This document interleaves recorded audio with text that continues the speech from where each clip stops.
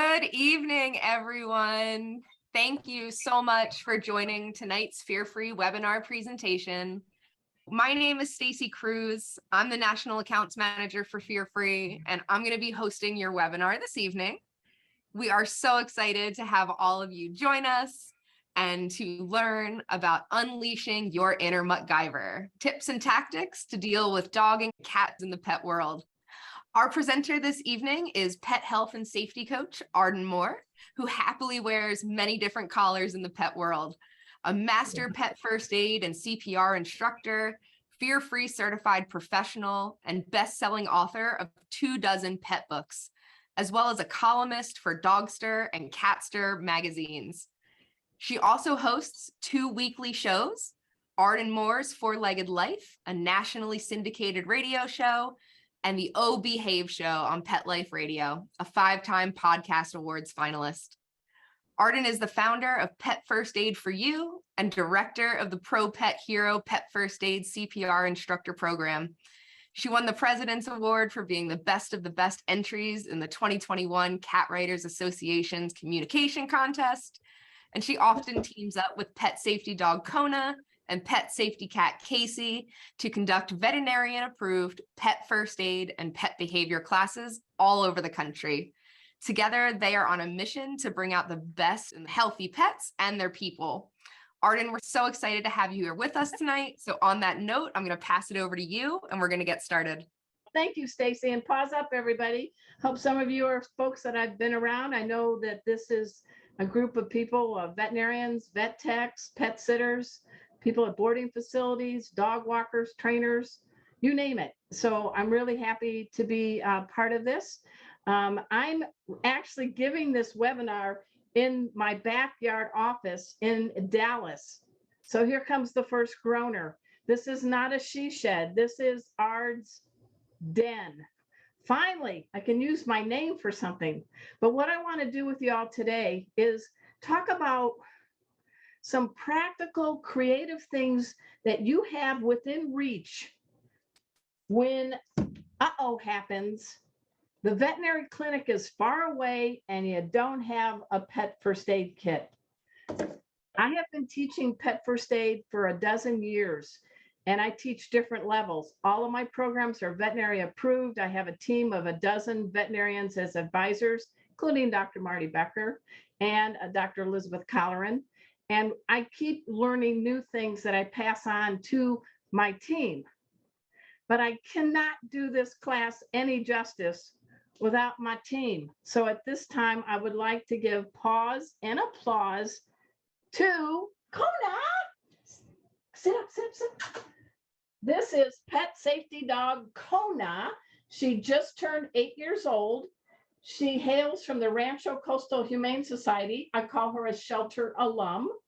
She has done, she's got her Canine Good Citizen. She's a certified therapy dog, and she rocks it as my pet first aid dog. She's known as Pet Safety Dog Kona or Ice Cream Kona. Now, this is unique.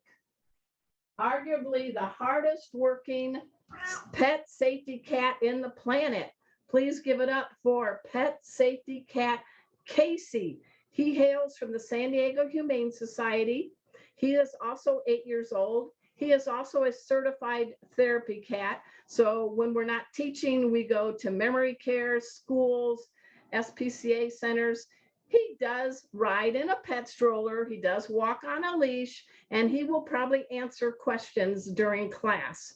And he loves, this is his favorite way to be held. So please welcome the cat that has been to 13 states by car and plane. And together with Kona, we have taught classes all over the world, in person and via Zoom. I think we all should have bought stock in Zoom in the fall of 19, but none of us knew what was going to happen. So what I'm going to do today is, if you can show slide number 3, Stacy, this will kind of tee us up. So there's Kona with her shades when she was from California. There's us. So what I want to do for you all today is, I can't make you a veterinarian if you already are one. But what I want to do, go ahead and take that off now, Stacy. We're going to do some demos. We're going to have some fun.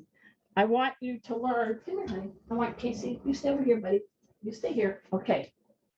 What is Muttgyver? I created this term, and it's just like that Muttgyver show on CBS, where you have to use your wits and what's around you to be able to render aid on the scene for a pet and be able to safely transport them to the nearest vet clinic. I mean, the whole definition of pet first aid is that we are that life-saving bridge between the uh-oh and the veterinary clinic. Our job is to help the pet when minutes count and to be able to get them safely to the veterinarian. I think it's one of the best things we could all learn how to do. And surprisingly, I have a lot of veterinarians take my class. Now, some of you might say, well, why is a DVM in your class? Well, one of them told me he was sitting on his couch with his dog, and his dog started choking on a chunk of cheddar cheese. And he said, I froze. I felt like I wasn't in my clinic where I could grab things and be able to clear his airway. The reason we teach pet first aid is because of that. If your dog or cat, and you can tell my cat is a beggar, if your dog or cat has an arterial bleed and you don't know how to apply the proper pressure to slow down that blood loss, they could be gone within 5 to 7 minutes. And maybe the nearest veterinarian is 10 minutes away. So that's what we're going to do today. I'm going to try to show you some creative things to do when uh-oh happens. But before I do it, what I do in all my classes is we need to get to the fact that the most important sentient being to protect when uh-oh happens is you. Because if your dog gets hit by a car and you don't look, you could be roadkill. So we really talk about that. The second thing I teach everybody in our classes, thank you for the butt shot, Casey, is you need to be a first responder. Now, a number of the students that I teach in my 2-day instructor program, they're often paramedics, ER, they're working ERs, and they have helped me share with you. As a first responder, you need to be in the present moment, or as Casey would say, the me now. So how do you get there? It's real easy. If nobody's watching you right now, so why don't you just stand up and take a big breath in and let it out? That actually puts you in the present moment. The second thing you need to do before approaching an injured animal is to do a 360 survey. You need to look forward, left, right, up, down, and definitely behind you to make sure you're not in any danger. You need to tap all your senses, right? Tapping, very timely. So look, listen, smell, and safely, what, ready, Casey? Safely touch, yeah. So these are very, very important. You also need to act like a pet detective. And I actually do teach canine police officers. What does that mean? Well, when you see your dog or cat choking or they pass out, you look and say the time out loud, even if you're the only one in the room. My dog choked on a chunk of cheese at 7:09. And you put that in your head. Then when you talk to the veterinarian, you're able to say, they passed out at 7:09. I was able to revive them at 7:10. The more clues specific you can give to the veterinarian, the better chance that they can quickly treat your pet with what they need. So we're going to have a little fun today. We're going to talk about your emotional state. There may be some bad puns. That's me.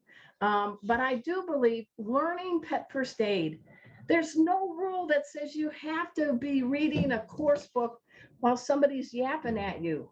I believe that you need to learn by doing.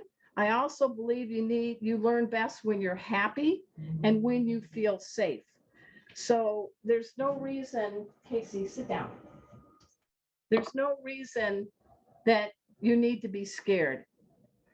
The best advice I got from a veterinarian, her name is Dr. Deborah Charles. She's one of your fear-free veterinarians, said, Arden, you need to do the best you can in the circumstances you're in with the skills you have.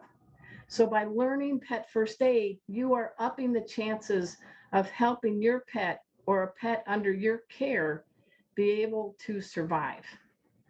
We cover a lot in our 4.5-hour class. It does earn a 2-year certificate. But for today, I thought you might enjoy some creative ways to deal with some uh-ohs. And that's why I call the term Muttgyver. Now, I actually got a letter from CBS attorneys. They said, Dear Arden, we will let you carry the temporary mark TM, but do not do a circle R because we're trying to protect the Muttgyver brand.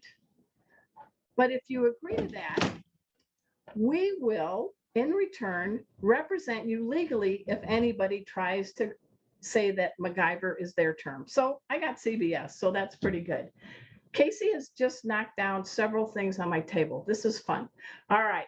So we know from Fear Free that any pet can bite anyone at any time. You know, so we have to protect ourselves. So the first is your emotional state. What does that mean? You know that dogs and cats can smell our emotional state. They know when we're happy, when we're excited, when we're scared. And I want to demonstrate what I do in my classes.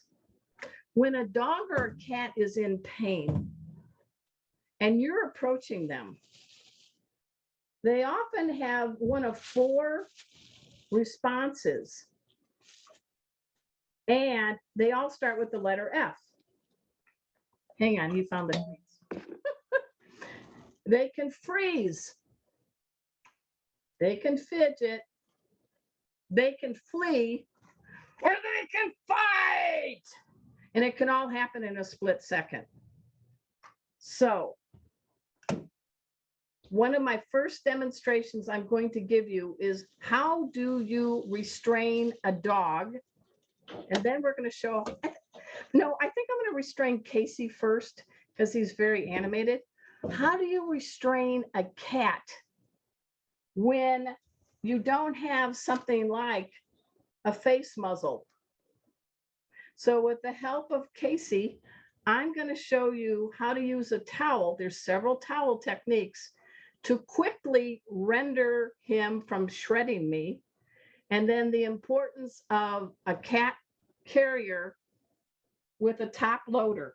So Casey, you ready to be a star? Casey, ready? Come on.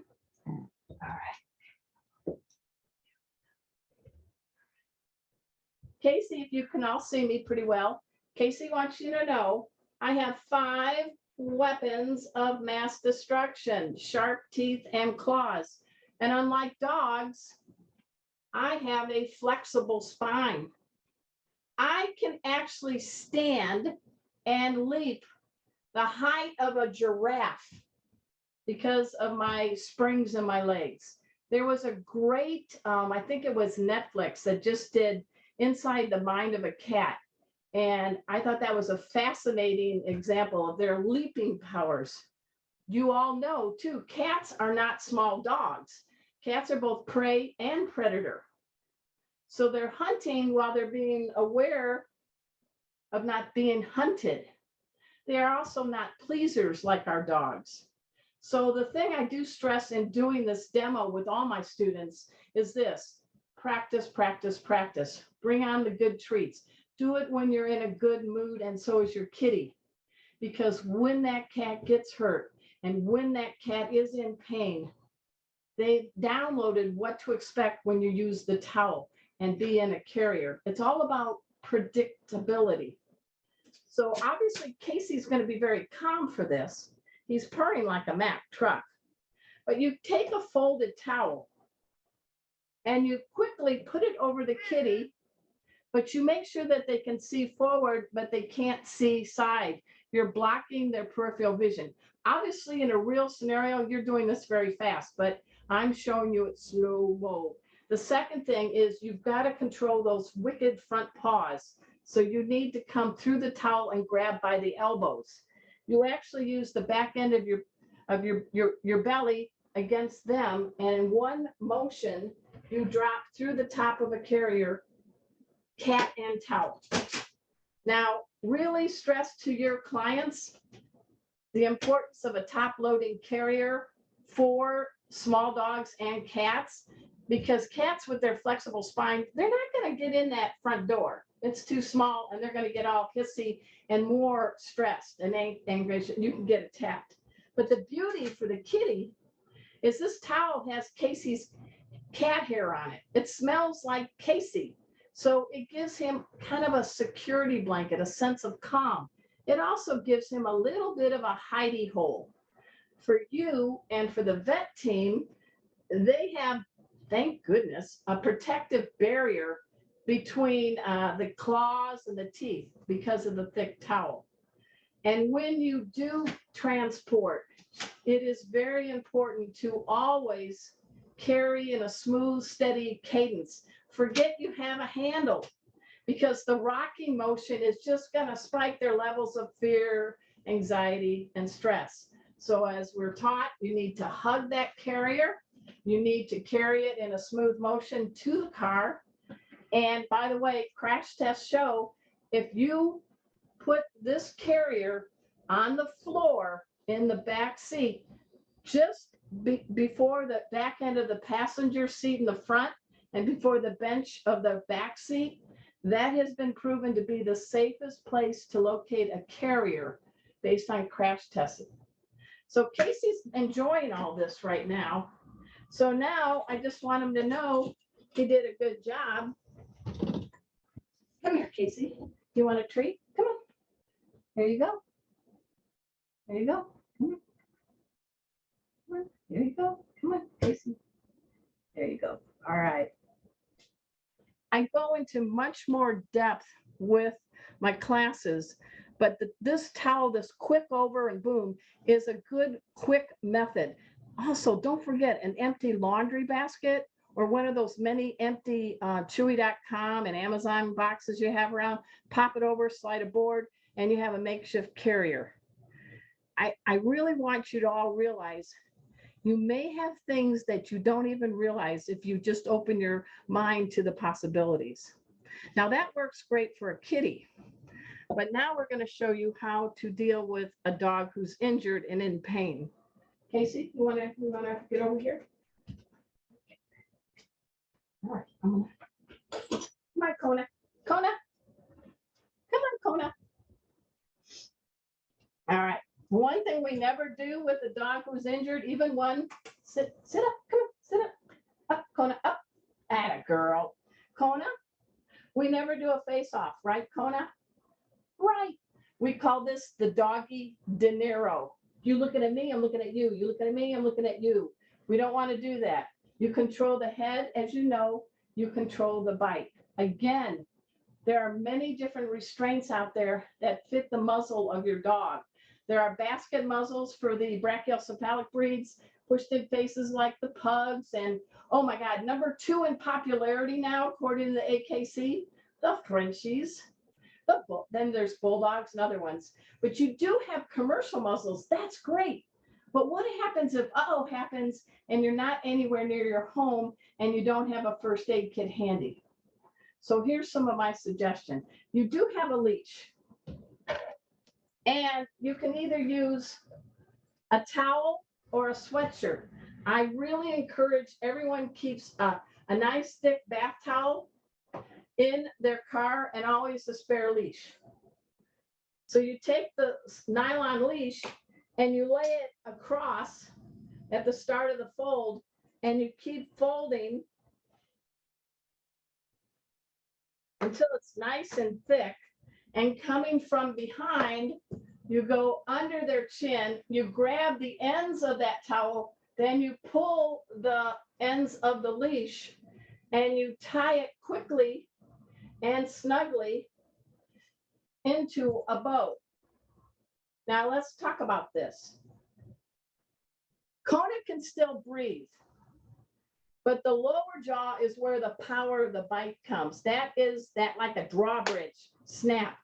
So it is wide and thick, but it doesn't put pressure on her throat. It doesn't hurt her, but it does impede her bite. And as all the vet techs out there will attest, we never tie anything in a knot. Always like tying your shoelace. If Kona would start choking, I could simply and quickly release and be able to attend to her. Let's give it up for Kona. Kona, give me love, Kona. I love you. I love you. All right. Those two items right there, a towel, a laundry basket, these are just some ways to be able to confine the pet. We never go head on like the doggy De Niro, and we control the head, we control the bite. When you are with a dog, please remember not to have your fingers separated by their mouth, because it's easier for them to grab a finger, and you don't want to be an oyster shucker in New Orleans. But keeping your fingers together by the face, you can sweep off a little bit easier. You know your approach. You guys are trained on this. And some of these things you're like, I know this. You probably do. But this is the thing that I also was taught by Dr. Lisa Littman. She said her favorite quote, she didn't come up with it, is this: repetition is the mother of all knowledge. So when you hear it again from maybe me or somebody else, it's going to stick like wet pasta on a wall. And in a pet emergency where you need to give first aid, every minute counts. Being in that present mind and controlling your emotions. And that includes by what you say and how you say it. So in my classes, I give everyone in my class permission to freak out later. Now let that simmer for a minute. If once the dog or cat has been taken to the vet, your adrenaline's going to drain. That you then can scream, have a shot of Fireball, cry in the shower, run up a hill. As long as you tell yourself there will be time for you to freak out, your pet needs you in the present moment. How do you keep yourself in the present moment? We talked about the breath. We talked about the surveillance, looking, listening, smelling, and safely touching. Equally important, because they read our emotional states. Say things like, hey, I've got you. I'm here for you, Kona. I'm gonna do this. Don't ever say I'm sorry, and don't apologize, because when you apologize or you talk baby talk, especially dogs that are ranked oriented, they're like, oh, can I please have a human that's competent? Because I'm in a lot of pain right now. I don't want to be the captain right now. Psychologically, faking it till you make it is going to maybe save you from injury and help reduce their fear level and anxiety and stress. Trust me, I have separated dogs in fights and things like that. There's certain things that we've all learned through the Fear-Free program, but they smell us. We approach safely, slowly, and from behind. And obviously with the kitty cats, because they're ninjas, getting them trained to like the towel and being a carrier and things like that. When happens, they've already know what's going to happen. And it does help reduce some of that agitation, which could keep you from getting cat scratch disease. All right.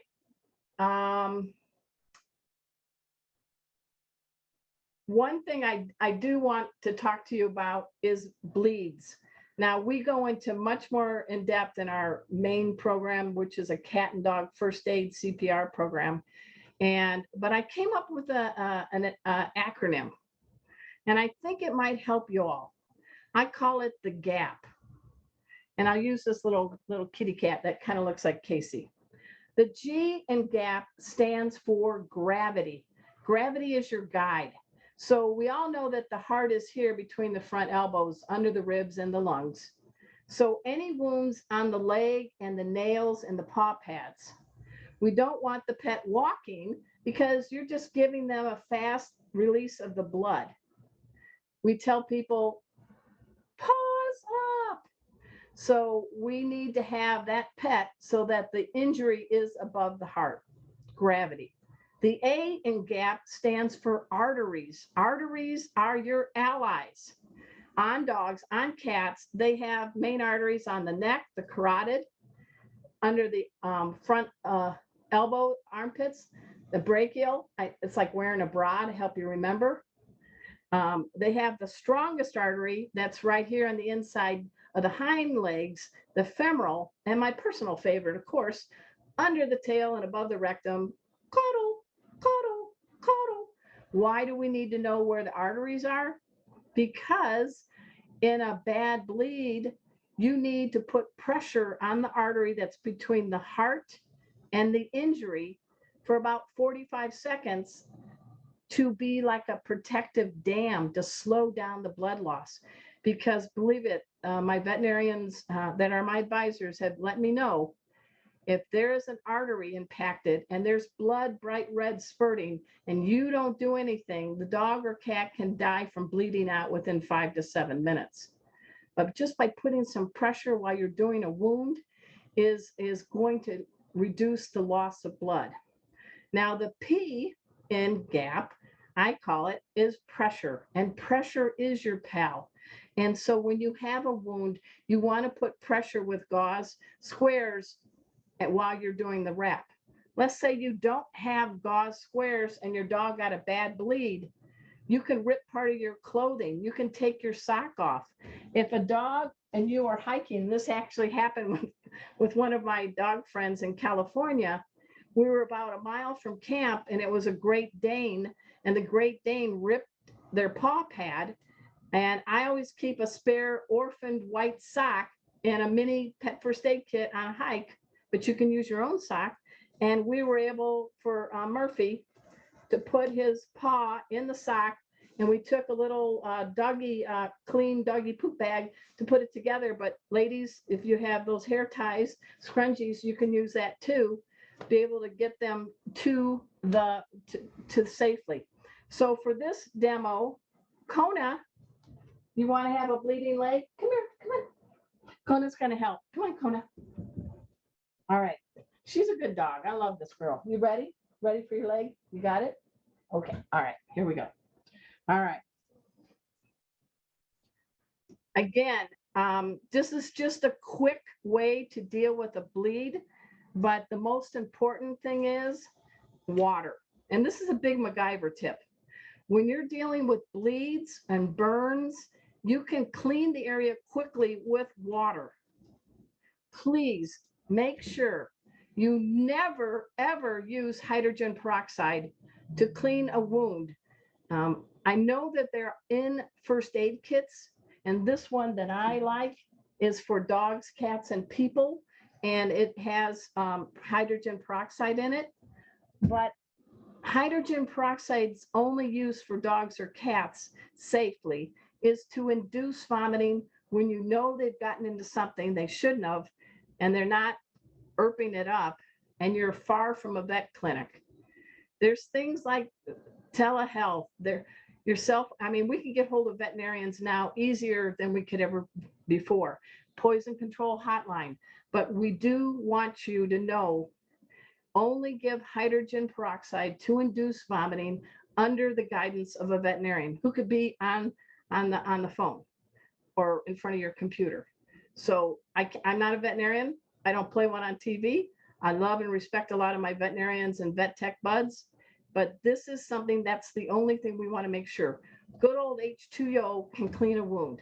So we're going to just show you quickly with Kona. Kona, oh, you're here. Okay, Kona. Come here, Kona. Hi, buddy. Okay. Kona. All right. We're going to say that she's got the towel already, so we don't want to mess with that. She's got a bad bleed here. We know the heart is here. I'm going to put pressure on her femoral artery for about 45 seconds while I put the first gauze square right on the wound. Remember, gravity, arteries, and pressure. We need to pay attention. We don't keep this grasp on for longer because the toes will start to separate and the paw pads will feel cool. Warning signs that you have choked off the blood supply. And we don't want Kona's nickname to be tripod. So we put another layer because we never rip it off because it's clotting. It may need a third.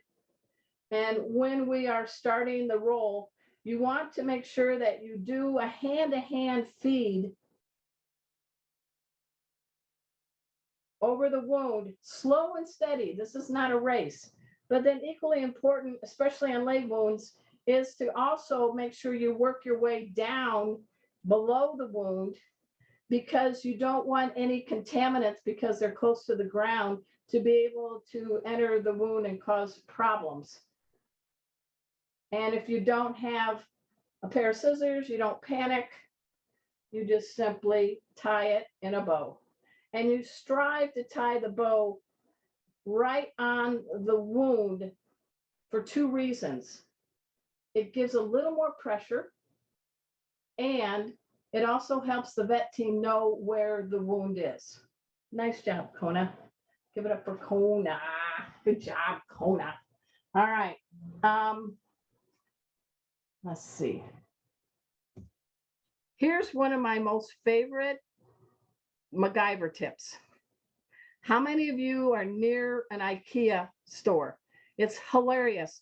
It's designed to make you walk in and be like a maze and walk out. But they do have something, I think that costs like $1 or $2. And that's the big old blue IKEA bags. I recommend that you get these and you intentionally cut the length, but you leave the handles. And this is real strong. And this is perfect because if you have a heavy, big dog who has collapsed in your living room rug, and you need to usher that dog safely into your car and get the dog to the veterinarian, if you wrap him in a towel or even a blanket, and you try to drag him across carpet or rug, there's a lot of friction and it's like a stop and start. But because this is coated with plastic, it causes no friction and it makes for an easy glide. And what's the beauty of it, besides costing like $1, is another thing I recommend you have in your car or take with you on trips with your big dogs. It really folds up nice. It's lightweight, but it's a perfect Muttgyver tip to use to transport a big dog. Our 90-pound dog, Bujo, was a Bernese Mountain Dog mix. And one time she sprained her leg. And I thought I was pretty much a studette. I'm not a studette. That's dead weight. You all know about that, right? So we were able to put Bujo in a Muttgyver IKEA bag and be able to carefully hoist her into the back end of our SUV. And when my veterinarian popped open the she goes, well, that's a good idea. So $1, guys. I think this is my favorite Muttgyver tip. All right. Moving on.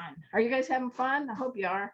And we do have some classes available. I do teach in person. I do teach 2 in-staff training. We teach a lot of pet sitters. We teach a lot of veterinary clinics. We teach a lot of boarding staffs. So just go to Pet First Aid for You. And we do have an opening October 22nd. If you're interested, it's a Zoom class. We have a lot of fun, but we learn a lot. All right, moving on. Let's talk about dogs or cats, and they're getting a little cold. Now, I'm in Texas right now where it was almost 90 today. Come on, October. But we know that Mother Nature can be all of a sudden, boom, put the freeze on many places where we all live. So some Muttgyver tips, because you're being a pet detective. Never, never, never forget to pay attention to the color of your pet's gums, because gums can't bluff. Think about that. Most dogs, cats have bubblegum pink gums. I know there are pets that have black pigmentation, but dogs or cats, when it's pink, bubblegum pink. That means everything's a humming inside the body, the respiratory, the circulatory system. Things start getting, uh-oh. So if the gums in this case are starting to turn a little blue, that means lack of oxygen. It also means they could be going into hypothermia. And depending on the coat of your dog, depending on the time they were outside, depending on the temperature, there's a lot of factors. This is where your pet detective skills are a must in communicating what you can immediately and quickly to the veterinarian. Maybe it was a 0-degree day, your dog got out and was gone for 30 minutes. And they came back and they're cold and they have icicles between their paw pads. What I teach my students is this: you need to warm a dog or a cat. You never give a very cold pet something very hot. You always counter with the mild opposite, warm. So in this case, for the little dogs, you can easily put under a faucet, you can put it on warm water and let the water melt away the icicles, which are like shards of glass, or the de-icing chemicals that can cause burns and cuts into the paw pad. And then you take a towel, and this is important, you dab dry. For the big dogs, you can do it in a walk-in shower. Second, I teach everybody in class, hug, don't rub. It is a natural instinct when a dog or cat is very cold to want to rub them while you have them in your coat or you've got them on a blanket to speed up what you think is to keep their body core warm. Unintentionally, if they've been out in the elements, they have a risk of getting frostbite. And your rubbing action is actually destroying healthy tissue around the frostbite. And it takes a bit to surface. So we get into the habit of saying, hug, don't rub. Now, conversely, it can get really hot quick everywhere. I have some friends in Minnesota that have like triple and quadruple pane windows for the weather because it's too cold. And they've had record hot temperatures. So with a hot dog or a hot cat, we know about the cars and not putting them in a car with the windows cracked. But what I want to emphasize to you is this: when those dogs or cats, they can only try to control their body core temperatures by sweating and panting.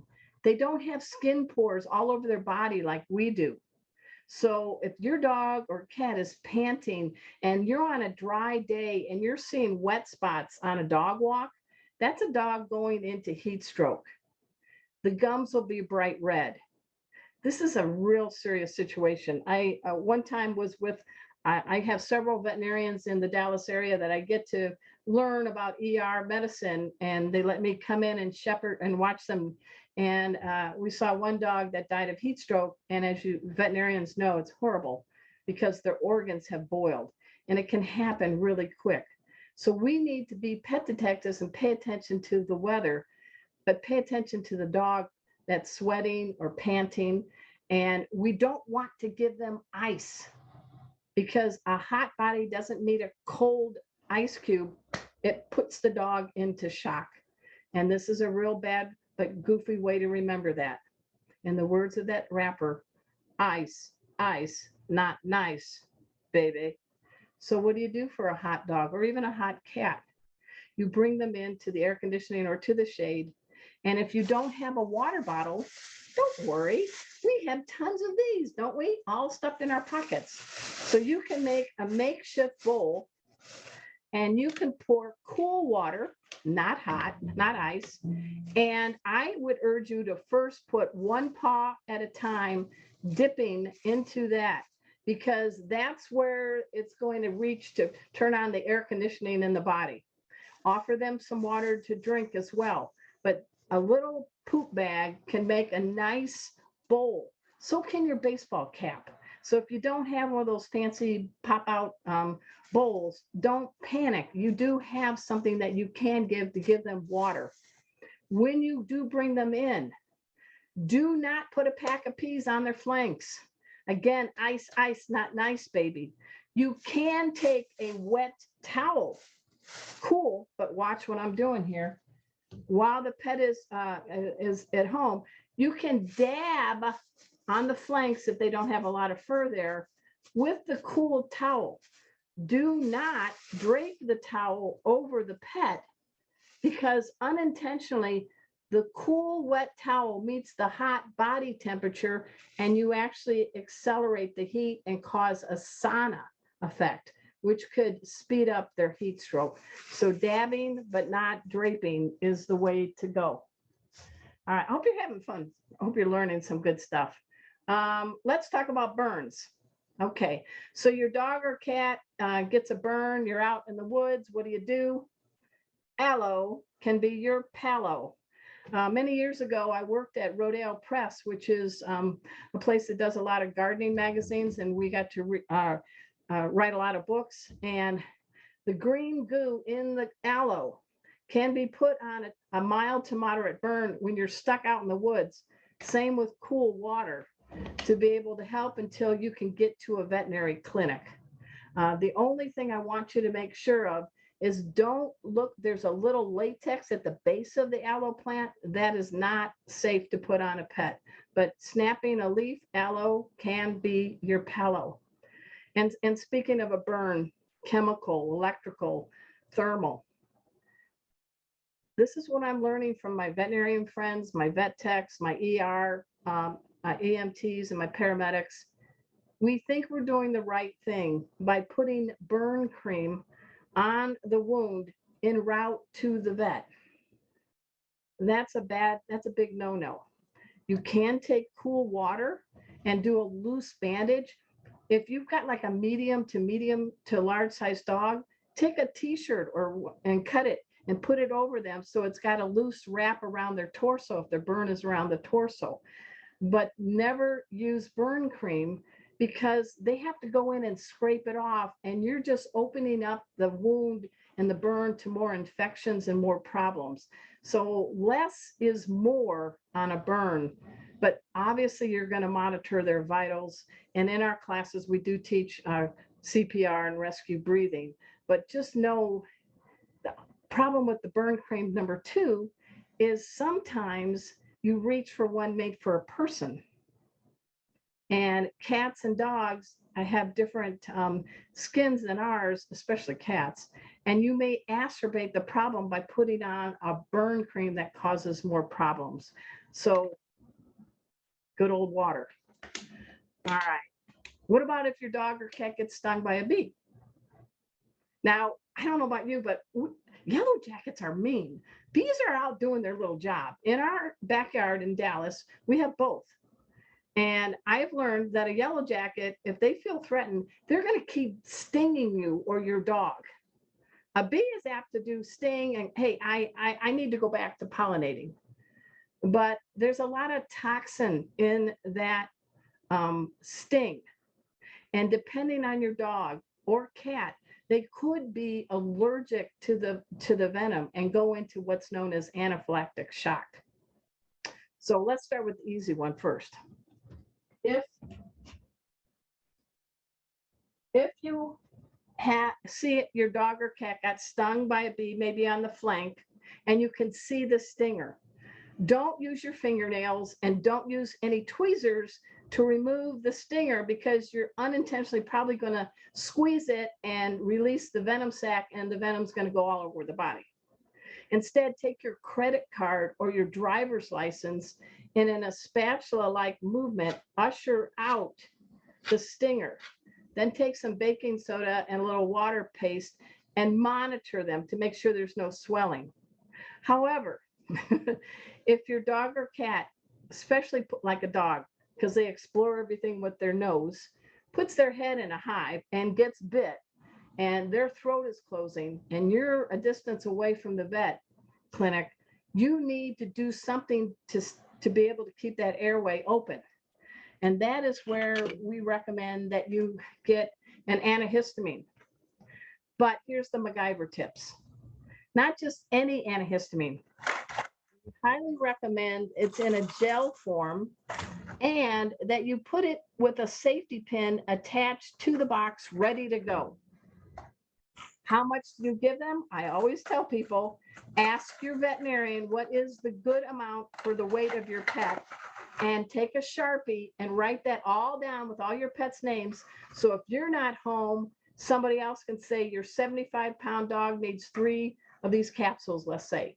Your 10-pound dog needs 1. I'm just saying, I don't give doses in my classes, but I use the gel because you can use the safety pin.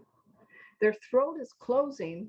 And Dr. Rodney Little in Allen, Texas taught me, look at the side of a dog's mouth. Kona, come here. Let me see your mouth, Kona. Come here. Come here. Up, up, up. Kona, up, up, up. Okay, Kona says, us dogs, we have a big tooth, we have a little tooth, we have a little tooth, and we have a pocket. That is where you would put the antihistamine.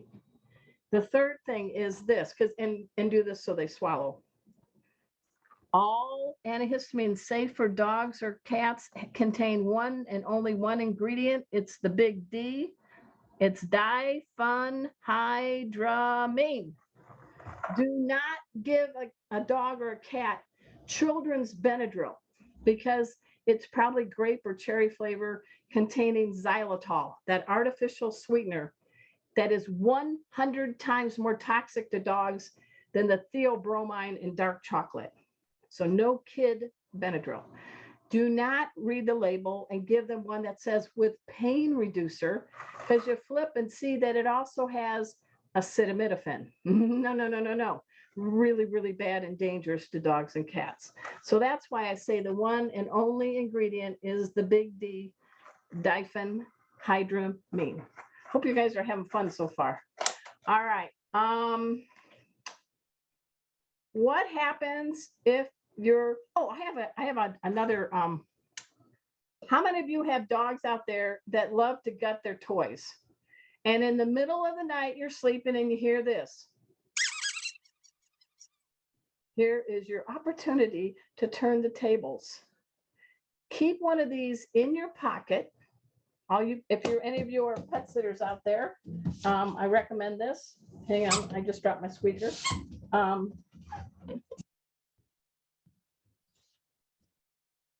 Because if a dog bolts out the door and you go running after it, the dog's like, yoo-hoo, I'm running faster. But if you just stop in the doorway and walk into the door, not always, but there is a chance the curious dog will come back. You've also heard about putting treats and walking. I'm just saying there is new life for the squeaker that your dog has gutted out. All right. Another good Muttgyver tip. This is for all you runners out there that run all kinds of weather. Good old Mylar blanket. It's very lightweight, but it's a perfect thing to put if you're going to be hiking or camping with your dog in colder weather, because it retains heat much better. It also can catch snow and turn it into water, so you have drinking water. So I really highly recommend that you have a Mylar blanket. This sounds weird, but I think everybody should have a Sharpie and a Post-it note. Have you ever been told some directions from a veterinarian and you have a regular pen and it's not writing on everything? This writes on plastic, this writes on wood, this writes on your forearm. I'm just saying, keep a nice Sharpie with you with a nice notepad that you have to write down things when you need it. Let's see. Oh, I know. One more tip I want to give you before we start opening up for questions. What do you do if your dog comes up to you and is limping, or your cat? Now, there are two kinds of breaks, open and closed, compound or simple. What we teach you in our class is this: if it is a compound fracture, which means the bone has gone through the skin, yow, yow, yow, yow, yow, we never splint that, because trying to put the bones back like a piece of puzzle can nick an artery and cause more contamination and just a world of uh-oh. What do we do with those? With those, we can use that Muttgyver IKEA bag. We can cushion around the dog with pillows or blankets to stabilize their movement, but we do not splint, and we monitor for shock. If those gums are starting to fade, that may be your clue that you may need to do chest compressions. But more likely, your dog or cat, like let's say the cat, they're so agile, and they were trying to jump from the counter to the kitchen island, and they misjudged it, and they struck their forearm, and they're limping. Or your dog is chasing for a frisbee you toss, and he's looking this way, and he doesn't see, he rams into the fence post. Ow. So we don't know until there is an x-ray. Is that a simple hairline break, or is that a muscle strain or sprain? We won't know until the veterinarian does an x-ray. But for any of those simple or muscle strains or sprains, we can do a Muttgyver splint to help the pet not put full weight on that to cause further injury en route to the vet. So we're going to show you on Kona right now. Kona, you ready? Okay, all right. There's a lot of different things you can use. I want you to use your imagination. So Kona, all right. There we go. And where is my, oh, there it is. Okay. The main thing, everyone, is that obviously we have them muzzled with the towel or something to keep from being bit. We're going to say that, look at Kona nose. Kona, is it your leg getting injured? Okay, thanks. The main thing is the first thing that goes on that injury is something cushiony. We have tons of bubble wrap from all that ordering we did during COVID. So the first thing needs is to cushion the leg. Now, you can use a rolled up newspaper, a magazine, a hand towel, use your imagination, something cushiony on the leg. The second thing needs to be something that keeps the joints, ankle and elbow from really moving. So in this case, you can, depending on the length of the pet, you can use paint stirrers, emery boards. You got a big dog like a, oh, what's the biggest dog? Long-legged, a Newfie or something. You can do a water bottle as a splint, but the goal is to immobilize. So if you're going to do that, you either go top and bottom or side and side. So that's the opposite. So I'm going to put this one top and bottom. Now, you can take a roll of gauze. You can you can take some spare shoelaces, or you can take your bandana, which I'm going to do. And the way I do it is I start with a little tip right here by the elbow, and I work my way down and across, and then I come back up and I tie this in a bow. Go. Ta-da. Good job. And when you transport, again, think about the IKEA bag, or put a leash or a towel under if it's their elbow, if it's their front legs. So Kona, come here. Come on up. Up, up. All right. So with Kona, I could take the leash or the towel, and I could help usher her if it's a big dog. Back legs, same thing. Or you can roll up the towel and do the same thing as a sling, just to help her with not putting as much weight on the leg to cause further injury. If you're okay, Kona. I have to pay her because she's union. Sit. Touch. Come on, touch. I have a touch. Thank you. I love you. I love you. Okay. All right. Let me get Casey. Hey, Casey, come here.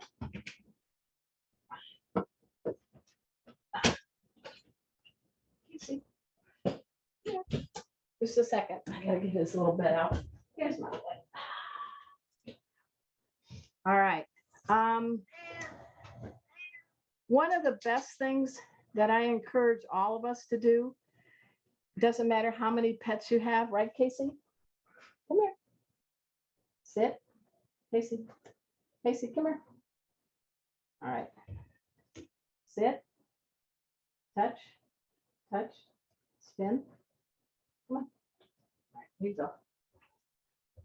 I encourage you, like once a week, to spend a few minutes or so in a room without distractions and do a one-on-one wellness exam on your pet. You catch things early that could be treated quicker, maybe at less cost at the veterinary clinic.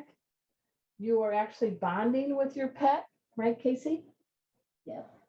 And this pet becomes the one every pet sitter, boarding staff, veterinary clinic, groomer wants. Why? Because they're used to being handled. And so they prove to be a great pet when you need to be examined, groomed, or cared for. So I really encourage you to do this. We go systematically from the head all the way down to the tail, and we talk about different things. We talk about the coat, and that's a big thing because think about it. The skin is the largest organ on the body. So if your cat or dog's coat is not shiny or it's starting to shed a lot, and fear can pop out hair follicles, or a bad diet, the coat is dry.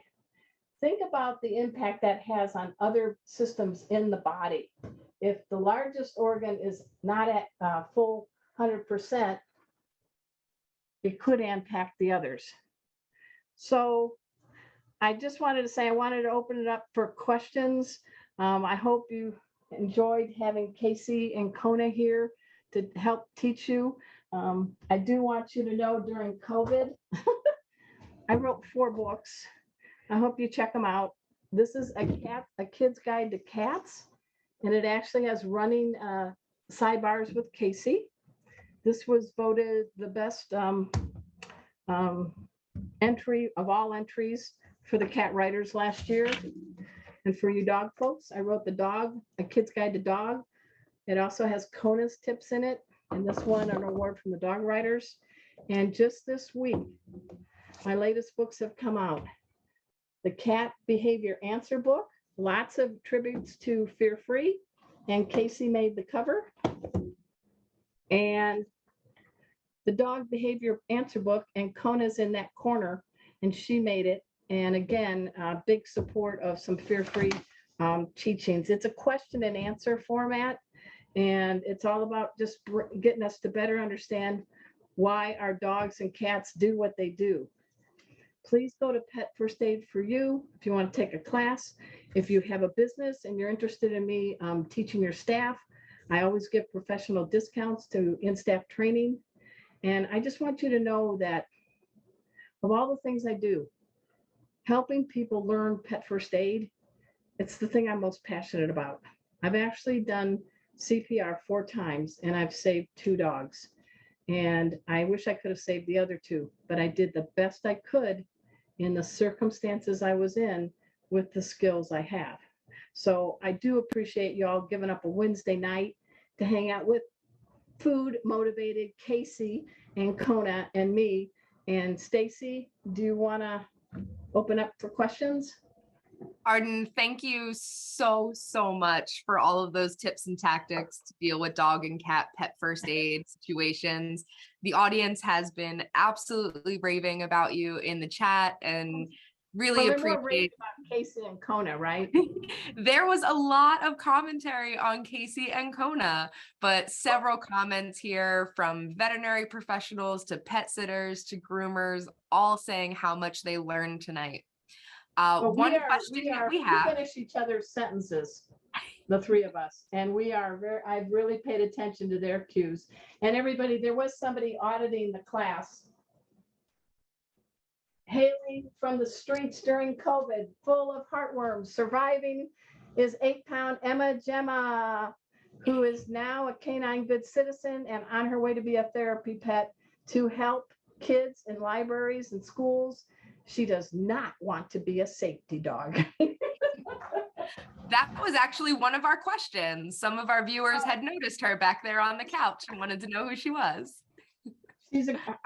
I've never had a dog so tiny, but She is definitely 4 on the floor, a real dog. She is not a purse my ride. She's a dog. And I love her. So our veterinarians and helped us get her over through bad heartworms. Somebody dumped her, no collar, no ID, right at the start of COVID in our neighborhood. And we call her Emma Gemma.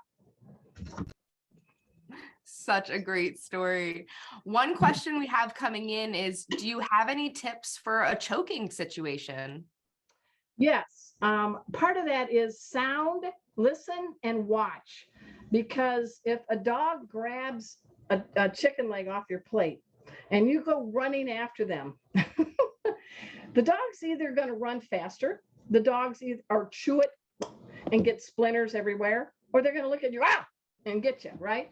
So we teach in our class to listen when the coughing, choking, lurching switches to a gasping or a stridor. It's like,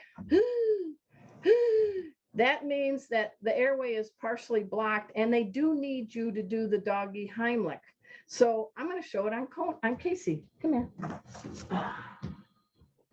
For the little guys, dogs or cats, look at this cat. Look at this cat. All I need is a beer and a remote. Just kidding. All right, ready, Case? Okay.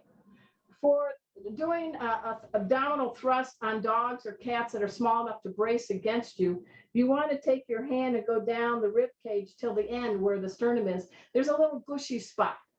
You take your thumb with your thumb inside your fist, and on the exhale, so you hear them, then you go in and up.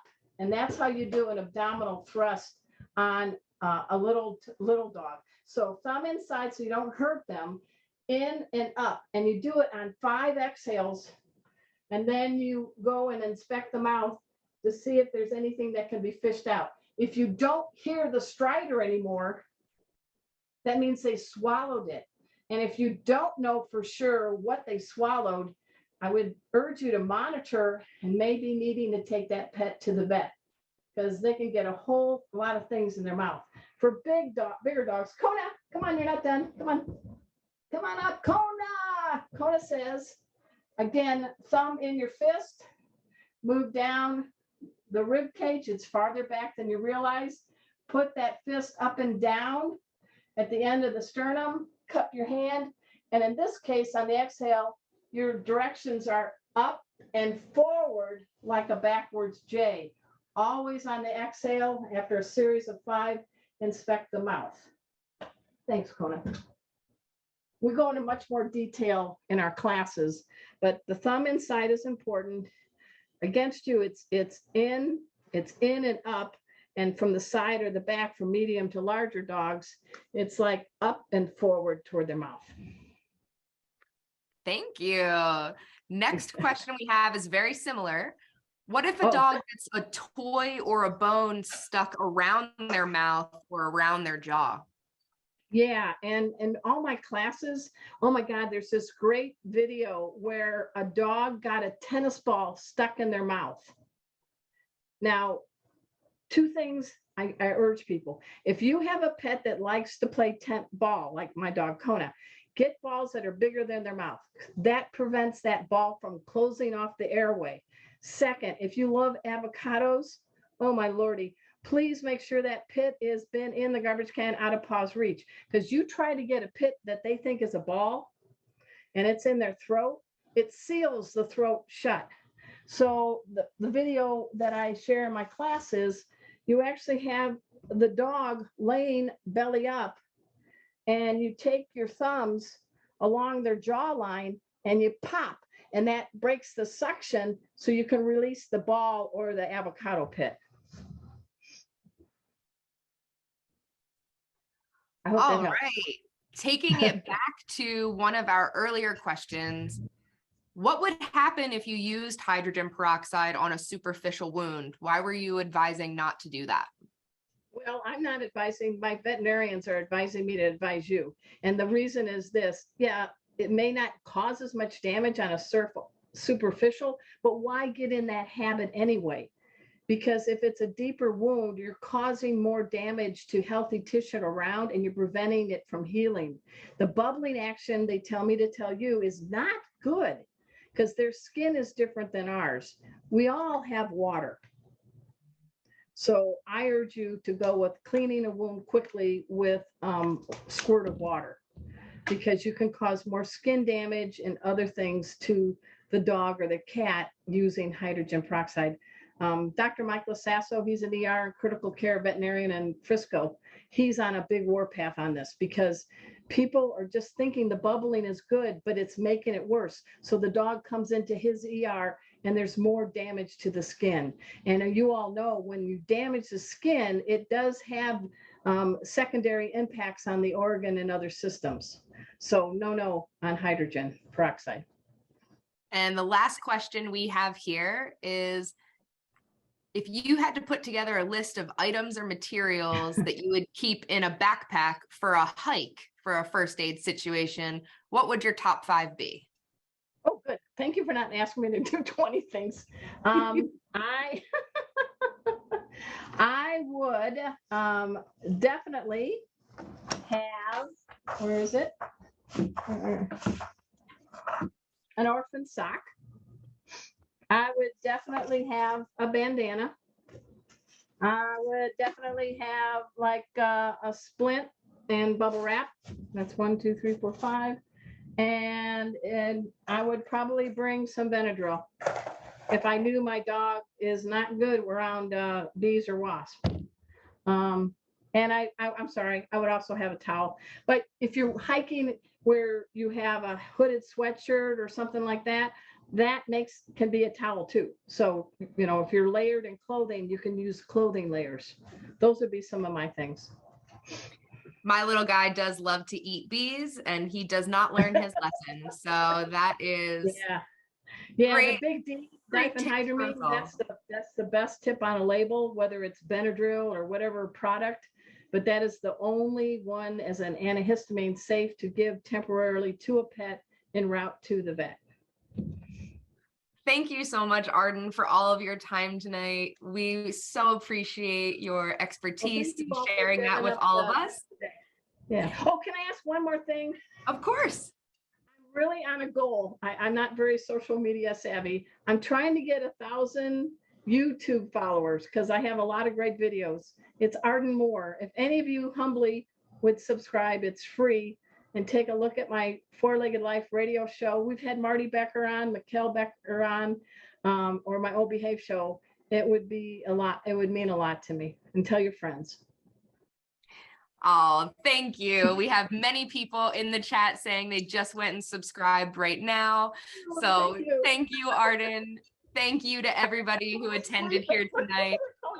Kona, see you later, guys. I'm sleeping. Kona is ready for bedtime, and Casey's up there ready to say, I'm done.